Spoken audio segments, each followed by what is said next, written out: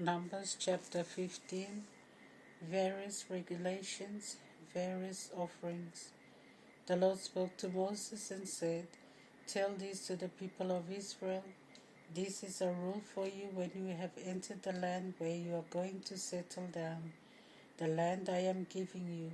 When you make an offering by fire to the Lord, either as a burnt offering or as a sacrifice in fulfillment of a special vow, or as a voluntary gift, or on the occasion of one of your solemn feasts, choosing an animal from the herds of flocks to produce a sweet aroma that appeases the Lord. Then whoever presents such an offering shall also bring as a gift to the Lord a grain offering of 1/10 of an ephah of fine flour mixed with 1/4 of a hin of oil. You shall also make a wine offering, 1/4 of a hin for each lamb, in addition to the burnt offering or sacrifice.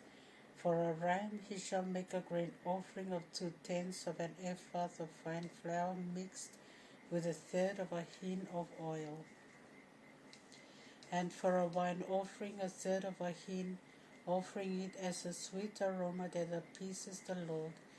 If you offer a bull as a burnt offering or a sacrifice in fulfillment of a vow, or as a covenant sacrifice to the Lord, you shall also offer in addition to the bull a grain offering of 3/10 of an ephah of fine flour mixed with half a hin of oil, and a wine offering of half a hin of wine, as an offering by fire as a sweet aroma that appeases the Lord. This must be done for every bull, every ram, every lamb or goat. Whatever the number of victims you offer for sacrifice, you must do the same for each of them. This must be done by every native Israelite who makes an offering by fire as a sweet aroma that appeases the Lord. If any resident alien among you or among your descendants would also make a burnt offering as a sweet aroma that appeases the Lord, he must do exactly as you do. In the congregation there shall be only one statute for you and for the resident alien among you. This is an irrevocable statute for your descendants forever. Before the Lord, you and the resident alien are alike. There is to be the same norm and the same regulation for you and for the resident alien who lives among you. The Lord spoke to Moses and said, "Speak to the people of Israel and say to them, when you have entered the land to which I am bringing you, and you eat the food of this country, you shall set aside a portion for the Lord. You must set aside 1 loaf as the first fruits of your kneading trough, and set this offering aside like the one set aside from your threshing. You are to set aside for the Lord a share of the best of your kneading, and your descendants are to do the same from generation to generation." Sin offering. If without intending to do so you fail in any of these commands that the Lord has given to Moses, all that the Lord has commanded you through Moses, from the time the Lord first gave them and down through your descendants, this is what you have to do. If it is an unintentional fault of the community as a whole must make a burnt offering of a young bull as a sweet aroma that appeases the Lord, with the required grain offering and wine offering as prescribed, and a hairy he-goat must be offered as a sin offering. The priest must perform the rite of atonement over the entire community of the people of Israel, and pardon will be given, since it was an unintentional fault, and they have brought their offering and offering by fire to the Lord, and their sin offering before the Lord for their unintentional fault. The entire community of the people of Israel will be forgiven, as also the resident alien among them, since the entire people have sinned without meaning to do so. If it is an individual who has sinned unintentionally, he must offer a 1-year-old he-goat as a sacrifice for sin. The priest shall perform the ceremony of atonement before the Lord over the person who has gone astray by the sin of inadvertence. When the rite of atonement has been performed over him, he will be forgiven, whether he is a native Israelite or a resident alien among them. There shall be only one regulation among you for the one who sins by an unintentional fault. But the one who sins deliberately, whether a native Israelite or a resident alien, abuses the Lord himself. Such a person must be ostracized from the community. He has rejected the word of the Lord and broken his command. This person must be fully ostracized and bear the consequences of his guilt. The Sabbath breaker. When the people of Israel were in the wilderness, a man was caught gathering wood on the Sabbath day. Those who caught him gathering wood brought him before Moses, Aaron, and the whole community. He was kept under guard because the penalty he should undergo had not yet been decided. The Lord spoke to Moses, "This man must be put to death. The whole community shall stone him outside the camp." And so the whole community took him outside the camp and stoned him till he was dead, as the Lord had commanded Moses. Tassels on garments. The Lord spoke to Moses and said, "Speak to the people of Israel and tell them that they and their descendants are to put tassels on the hem of their garments and a purple cord on these tassels. You must have the tassels, and the sight of them will remind you of all the commands of the Lord. You are then to put them into practice, and no longer follow the desires of your heart and your eyes, which will lead you to go astray. So you will remember all my commandments and follow them, and you will be consecrated to your God. It is I, the Lord your God, who have brought you out of the land of Egypt, so that I may be your God, and I am the Lord your God." Numbers chapter 16. Rebellion of Korah, Dathan, and Abiram. Korah, son of Izhar, son of Kohath, son of Levi, together with Dathan and Abiram, sons of Eliab, and On, son of Peleth, certain Reubenites rebelled against Moses. 250 Israelites followed them, all were well-known leaders in the community, members of the council, and men of repute. They banded themselves together against Moses and Aaron, saying, "You have gone too far. The whole community is consecrated to the Lord, and he lives among you. Why then do you set yourselves above the congregation of the Lord?" When Moses heard this, he threw himself face downward on the ground. Then he said to Korah and all his band, "Tomorrow morning the Lord will make known who belongs to him and who is consecrated to him and may approach him. The one he will choose is the one who may approach him. Korah, with all your band, this is what you must do. Take your censers and then fill them with burning coals and put incense in them before the Lord tomorrow, and the Lord will indicate the one who has been consecrated. Sons of Levi, you have gone too far."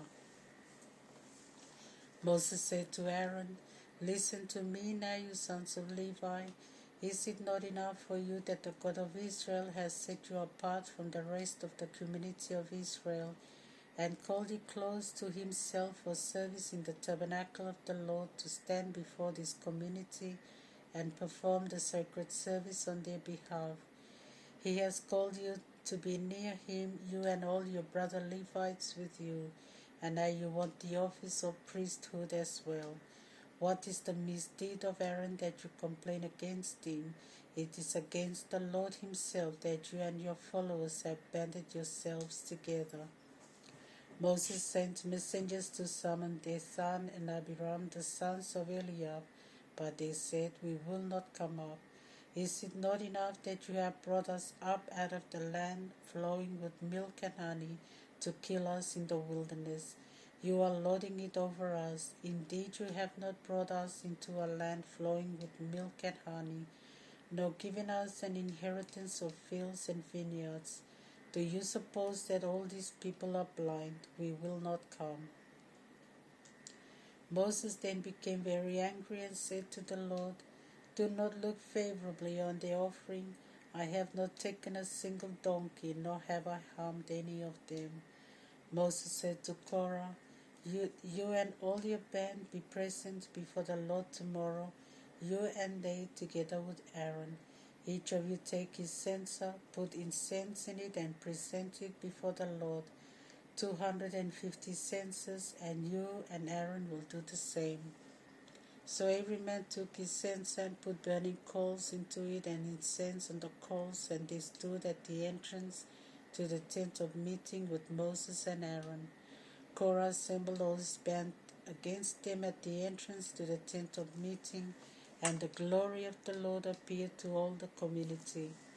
Then the Lord spoke to Moses and Aaron, Stand aside from this band, for I am going to destroy them in a moment. They fell on their faces and said, O God, God of the spirits of all mortals, for one man's sin will you become angry with the whole community. Punishment. The Lord answered Moses, Speak to the community and say this, Move away from the dwelling of Korah, Dathan, and Abiram. Moses got up and went towards Dathan, and Abiram and the elders of Israel followed him. He spoke to the community, saying, Move away from the dwellings of these wicked men and touch nothing that belongs to them, lest you perish because of all their sins.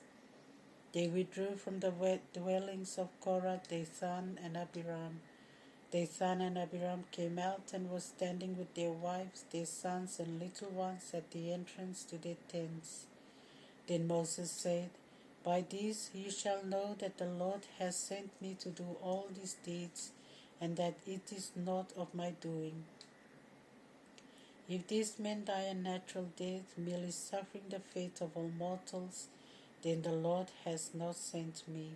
But if the Lord does something stupendous, and the earth opens its mouth and swallows them, together with all they possess, and they descend alive to the underworld, you shall know that these men have rejected the Lord. When Moses had finished saying all this, the earth under them split in two, opened its mouth, and swallowed them with their household and all their men who belonged to Korah with their possessions. They descended alive to the underworld with all that belonged to them. The earth covered them, and they perished from the midst of the community. On hearing their cries, all the Israelites who were around them fled, for they thought, Let not the earth swallow us as well. And fire then came forth from the Lord and consumed the 250 men who were offering incense. Psalm chapter 60.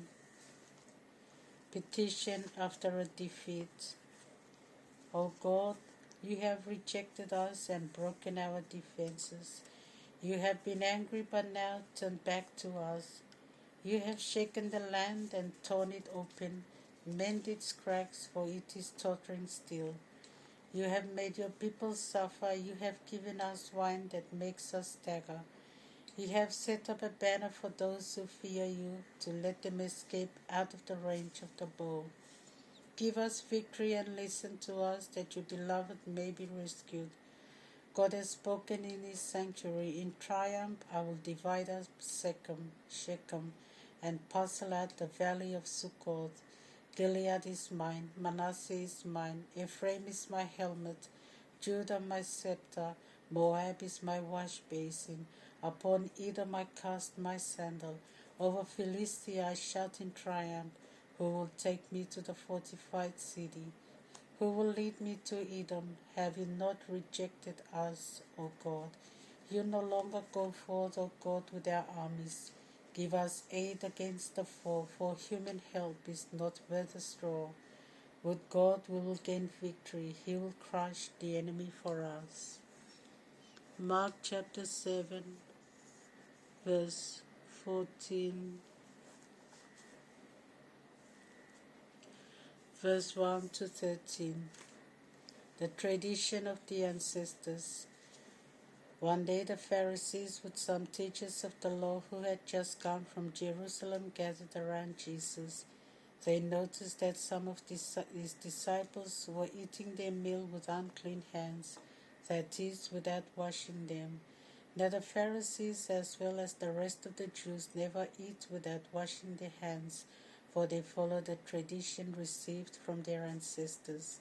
Nor did they eat anything when they come from the market without first washing themselves. And there are many other traditions they observe, for example, the ritual washing of cups, pots, and plates.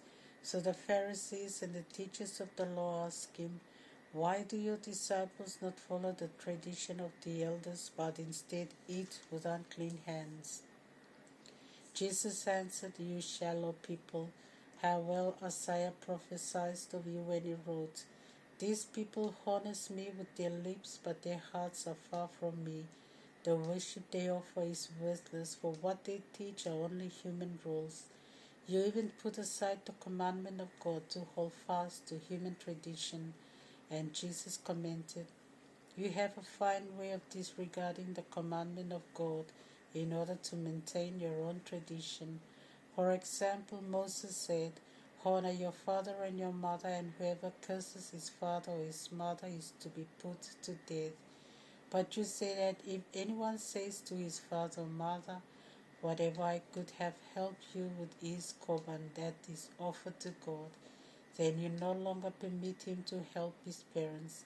So you nullify the word of God through the tradition you have handed on, and then you do many other things like this."